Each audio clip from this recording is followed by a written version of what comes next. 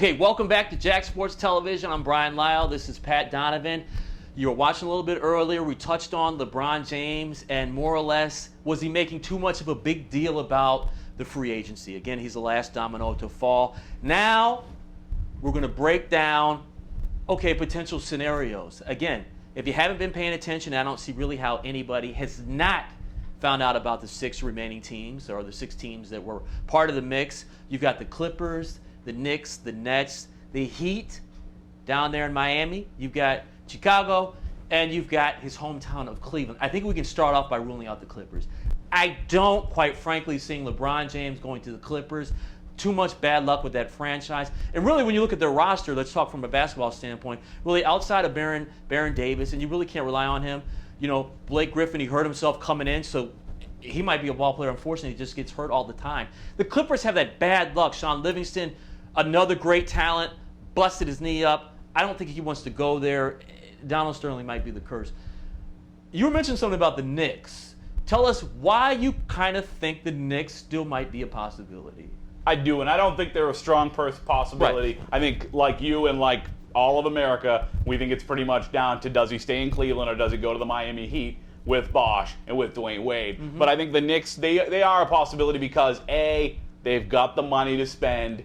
B, it's the greatest and biggest city in the world. Listen, we're here in Tampa. I love Tampa Bay, but New York is the biggest and greatest city in the world, and there has to be a draw to go to New York and be the guy. And let's be honest, he would be a savior in New York like no other, because Amari Stoudemire is a great basketball player. I think he's an underrated basketball player. Some of the things I've heard about Amari since he signed with the Knicks have been a little disappointing, how much people discount his game. Amari Stoudemire is a hell of a basketball player, but he's not turning that franchise around on his own. He needs a LeBron James, a Chris Paul, like they're trying to talk about getting a season from now. So, to me, the Knicks aren't a great possibility, but there is still, because of the draw of New York and because they've got the money, there is a possibility he does take New York.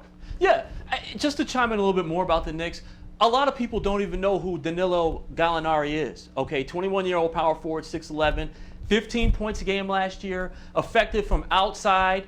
Okay, I hate to say, a lot of people compare him to Dirk Nowitzki, but if you've seen his game, and I've seen enough of the Knicks games to know he does have that excellent touch. Wilson Chandler, he's not a name, quite frankly, really a lot of people know. People in New York probably don't even know who he is. 15 points a game, another person down low. So there are some pieces there. Obviously, they need more. Can the coach, D'Antoni, they don't play a lot of defense under his system. So there are some pieces there. There's other better options, though. Okay, there's an option in Chicago. Okay, you're talking about, they just signed Boozer. They've got Joakim Noah. Okay, they've got, Luol Deng. I love Luol Deng, by the way. Very underrated, very underrated. They've got Derrick Rose, who I like to call Rizzle. Okay, certainly an MVP candidate in the future. Taj Gibson. They've got other pieces around them, and I'm tired of hearing about LeBron James stepping into Michael Jordan's shadow. Nobody ever talks about Sidney Crosby stepping into Mario Lemieux's shadow. I know that's the NHL, and quite frankly, nobody cares about that crap, okay? I didn't even know what it was the other day until somebody said, I said, you talking about that crap on ice? Okay, that. But I don't think that From LeBron... the soccer fan? The soccer fan! I don't think LeBron's scared to step into that shadow. What are your thoughts on LeBron and Chicago? I'll tell you what, we said this a few weeks ago. I thought if he was going to leave, that Chicago was the best fit and his best opportunity to win. Now, that is, of course, before I knew Dwayne Wade and Chris Bosh would both end up being Miami Heat. If he does go to Miami, that's obviously, again, I said that before, the only team I think that still has a chance to compete with the Los Angeles Lakers for an Even NBA more than title. Chicago? Absolutely. With Dwayne Wade, who to me is one of the most clutch players in all the NBA, and also Chris Bosh, who is one of the, again, because he's in Toronto, so underrated, so underseen. Nobody really sees Chris Bosh. I'm not saying people don't know who he is. People know who Chris Bosh is. He's an all-star. He's a 2010 guy. He's a guy that's there each and every night. But you don't get to see many of his games because he's in Toronto. You know that he puts up these numbers. You just don't see him do it. So I don't think that that's not the best situation. I think it is. I think Chicago's very good. I think Luol Deng's an underrated player. Like you said, Derrick Rose is a superstar in the making. If he's not a superstar already, Carlos Buzo was another big signing for them. But I think Carlos a little bit on the decline in his career. Don't know I'd have given him $80 million. But to me, when you get a guy who's as clutch as Dwayne Wade and you put two guys on the court with him like Chris Bosh and LeBron James, that's tough to stop. That is a tough trio. But you know what? Let me just go a little bit with Chicago, because that is a tough team if he comes on there. That is a really tough team. Okay, there is a question mark, though, with the head coach, Tom Thibodeau. Great defensive specialist. There is no ifs, ands, or maybes about it. What they did to LeBron, they put the chokes on LeBron. And it wasn't a fluke, because, in essence, they did the same thing to Kobe Bryant. Big difference, Kobe had other people around him that could win the game. Okay, so he obviously knows what he's doing from a defensive standpoint, but when you get into that big chair, who knows? He might be able to adjust in fine fashion. We don't know that. Chicago, that is a loaded team. Okay, you have Rose, and I don't want to hear about, can Rose and LeBron play together? Great players can find a way to play together.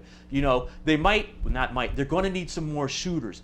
But I like Boozer. Boozer's got that conference finals championship experience. He's got that playoff experience. I like Joakim Noah. Joakim Noah is just one of those role players that, in a way, he's kind of like a mini Rodman. He finds a way to get in your head. He's cuckoo for Cocoa Puffs. What I really liked, something that really determined to me that Joakim Noah was all about winning, was when LeBron James, when they beat the daylights out of Chicago early in the year, LeBron was doing some dancing on the sideline. And Joakim Noah, he said some things to LeBron James on the bench. And I really like that, because you're not going to disrespect my team. I like that. Okay? Chicago is a tough team. It's hard to turn that down. But you mentioned Miami in that trio. LeBron, D. Wade. Okay, right now it's D. Wade and Bosh. That alone's not going to get it done. You bring in LeBron, might take the East, though. We don't even know who else they have, because all they have is Mario Chalmers. You got Beasley, Bizzle. You don't know what you're going to get out of Beasley. And Beasley's going to have to be moved if they bring LeBron in. Or so that's another thing. If they don't, he's going to have to improve play altogether. He's going to have to improve play. Okay, you bring in LeBron James. I don't want to hear about, LeBron is riding coattails. The way teams are building up and arming themselves, if you don't have greatness around you, you can't win today. The fact of the matter is, eventually there will be a number one, a number two, and a number three. I think the big benefactor in all of free agency, Joe Johnson getting that big contract, which clearly, hey, if you can get the money, but they really overpaid for him. Chris Bosh, I like Bosh a lot, okay?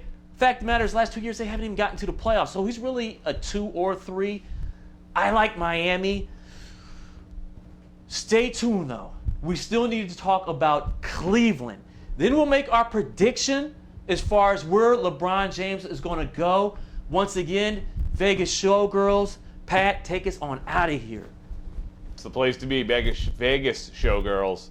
A ticket stub, and that's all you need. We'll be back with the prediction, and we'll talk about the team in Cleveland where he could stay. It's still a possibility.